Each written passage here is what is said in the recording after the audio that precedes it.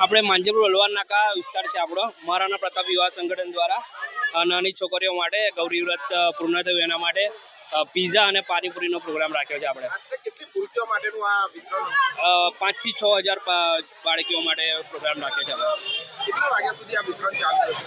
જ્યાં સુધી અમારો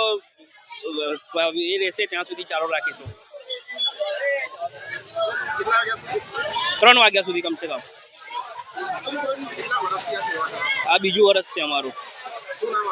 હિતેશસિંહ રાજપૂત આજરોજ હલવાદ નાકા માંજલપુર ગૌરી વ્રત નિમિત્તે છોકરીઓને પીઝા અને પાણીપુરી આયોજન રાખવામાં આવ્યું છે 5 થી 6 હજાર છોકરીઓ માટેનું આયોજન રાખ્યું છે અમે